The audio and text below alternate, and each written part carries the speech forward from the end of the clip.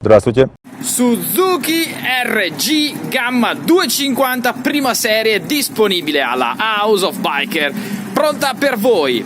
Sì ragazzi, abbiamo un esemplare meraviglioso di Suzuki RG Gamma, la prima tra quelle prime prodotte, quelle con motore bicilindrico parallelo, che ha aperto la stirpe delle moto gloriose fine anni 80, primi anni 90. Ragazzi, abbiamo un esemplare pazzesco che è tenuto veramente da amatore, perfettamente funzionante, con una piccola particolarità: 3.973 km reali. La vedete, la moto è impeccabile, perfettamente funzionante, veramente da amatori. Unica pecca: la moto è da rimatricolare perché non ha documenti, ma con il nostro aiuto si può fare tutto e vi vogliamo fare sentire che la moto è veramente un gioiello. Senti come canta.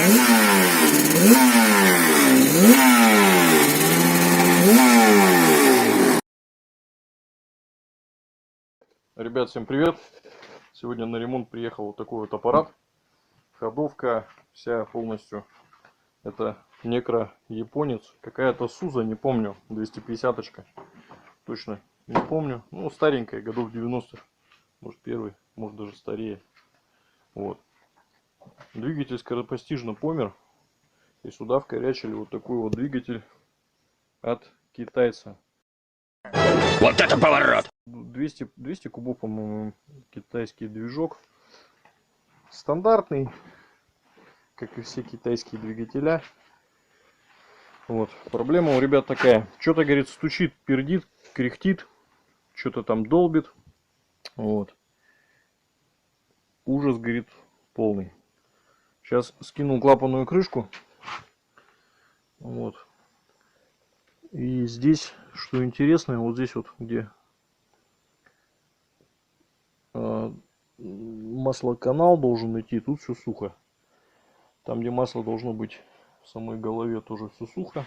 Соответственно, надо смотреть, что там ниже. Вот. Ну и зазоры сейчас вот в верхней точке. Выпускной вообще зажатый. Впускной более-менее. Поэтому сейчас отрегулируем, проверим. И там уже будем плясать дальше. Ну, то есть, с шумами разберемся. Если шумы уйдут, соответственно, будем плясать уже, что там с маслоканалом. Я так полагаю, либо умер маслонасос, либо забитый канал каким-нибудь герметиком. Потому что здесь вот его ремонтировали, видно обилие этого герметоса. Я так полагаю, что там то же самое. Вот. И еще у ребят там какая-то проблема с зарядкой. Особо не понял, что за проблема, но вроде как якобы зарядки нет. Но сейчас заводили, аккумчик скидывал, все работало. Мотик был заведенным.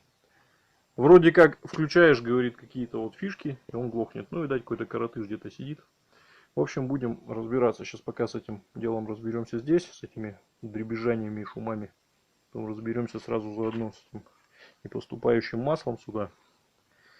И дальше уже будем плясать. Вот такой вот аппарат. Скинули крышку правую. Здесь вот это вот своего рода фильтра такого центрифужного. У нас видно, как все заварено, переварено. Видать, его сломало. Но это стандартная такая болячка. Много раз менял. Уже когда в сервисе работал. Ну, как бы сталкивался уже с такой штукой. Ну и как предполагалось, масляный насос. Вот он. Вот так вот выглядит у нас. Как обычно. Сейчас вот так вот светильничек положим. Он заклинил. Вообще тяжело пассатижами вращается. Ну а вот эту штуку пластиковую, ее уже с самого вала сорвало.